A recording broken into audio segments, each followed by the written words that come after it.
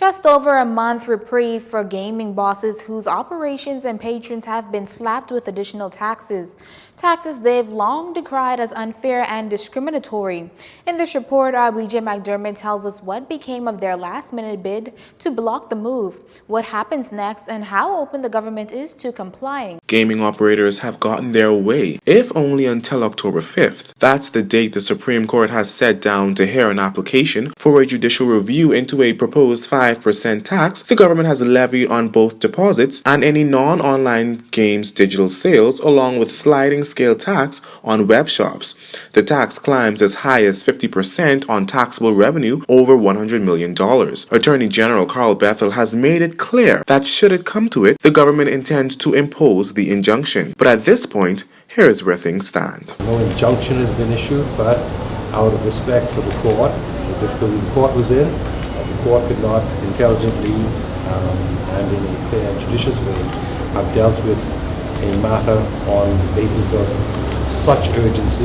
We have agreed that there would be an undertaking that the tax wouldn't be imposed pending the hearing of the 5th of October. And that is a courtesy that we extended to colleagues opposite, but also to the court, so that the court is able to effectively perform its function. Now, based on the AG's understanding, the issues outlined in the judicial review aren't geared towards actually stopping the implementation of the taxes, but rather appear to be procedural. As to how and to what degree there's consultation, and to what degree there is back and forth and feedback and responsiveness between the parties on the road towards. So if the complaint is that they've spoken to the regulator and the regulator is not listening, the question is whether they have to listen or not. And so none of these arguments, the point is aimed apparently at stopping the implementation of the act. The question is merely the process and what is being done and what ought to be done, or what some may say ought to be done. And so these things will be ironed out. To the extent that any of the points are designed, and I said I have not read all of the submissions, and I have not had the chance to read any of the affidavits except bits and pieces of them. To the extent that any of the points are aimed at preventing the implementation of the law, is that will be an area where there is absolutely no possibility of agreement, and it'll have to be 400 amendments. But anything else, procedurally, etc., how you do it, not what you do, but how you do it, that's all open for discussion between counsel. Alfred Sears, one of the attorneys on the gaming operators legal team, says he's grateful that the AG agreed the government would not force the taxes until his client's application has been addressed. Reporting for JCN News, I'm Berthany McDermott. The tourism minister is borrowing a phrase U.S. President Donald Trump has made popular in recent months. Dionisio Diagler is chalking up the claims that historic Eleuthera landmark Lighthouse Point is being sold to Disney Cruise is fake news. According to the minister, while he's not going to box the government in to say that all of its 700 acres are not going to be developed, he can speak to that area of the Lighthouse Point that it won't be commercialized. So the question, that's being toyed around is, do we make it all off limits completely to any commercial development? Do we allow a portion of it to be commercially developed? But I can tell you that whole lighthouse beach, around that lighthouse beach, there's no way the government is going to sanction any development. But, nothing has happened, and you can rest assured and you can report to the Bay Area people that we're not going to allow that treasure to be developed in a commercial sense. Especially, certainly, have you ever been to that lighthouse? It's absolutely stunning. And when you go to that beach and the beach around it, there's no sitting politician that will allow for any commercial development, certainly at that point and the beaches around it. Way over in one section by a swamp or something, I don't know. I don't know. I'm not going to box the government in to say that all 700 acres are not going to be developed, but I can certainly speak for the area around that lighthouse. It's absolutely stunning. The minister's explanation aside, Re-Earth Sam Duncombe says there's a lack of transparency surrounding the whole issue, considering reports that developments have already been approved.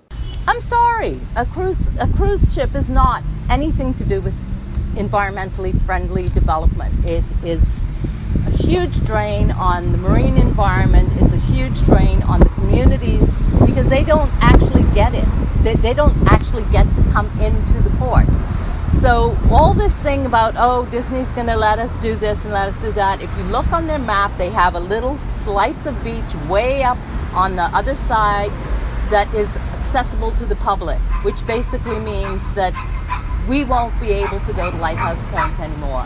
Mr. Duncombe further argues that there's no need to look outside when there are people on the island to do what needs to be done to save Lighthouse Point. The gateway communities, Bannerman Town, Millerstown, all of those communities are going to benefit from more traffic coming down to the point to see Lighthouse Point.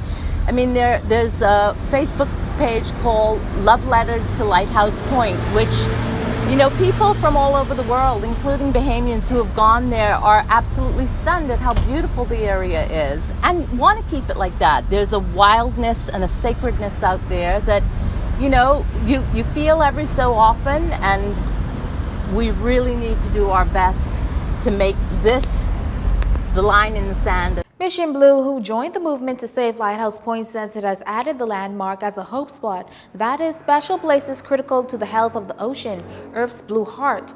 Meantime, the petition to save Lighthouse Point has garnered over 19,000 signatures. This summer couldn't have been better for the Lynden Pinling International Airport. The Nassau Airport Development Company has crunched those numbers, and those figures show that summer 2018 has been the busiest in history for the country's leading gateway. There was an overall increase of 6.2% in passengers for the fiscal year ending June 30th. Results for July were said to be even stronger, upwards of 7%, with August projecting similar numbers. NAD CEO Vernice Joaquin attributes the upswing to a number of factors, including powerful marketing campaigns, deepening partnerships with airlines, and a nearly 30% jump in arrivals from Canada last month. Take, for instance, between February and June. During that period, 5 airlines either added flights or switched to planes with greater capacity to serve LPIA. Furthermore, in March, Southwest added a second Fort Lauderdale flight. Delta upgraded its Atlanta flights and added a second flight from New York's JFK on Saturdays. American Airlines tacked on 40 seats to its service from Charlotte, North Carolina. WestJet added 32% more Toronto frequencies during Canada's cold winter months, and United upped its flights from Newark Airport by 50% in March. Those increases reportedly netted a record month in March, with nearly 182,300 passengers arriving in Nassau. Such a strong performance certainly bodes well for what's to come for the remainder of the 2018-2019 period. But aside from the numbers, NAD is keen on ensuring the best possible customer experience. This past March, LPIA earned third-place honors when the Airports Council International announced its best airports in the Latin America and Caribbean region. You're watching JCN News. Stay with us. This segment of the news was brought to you by Alive.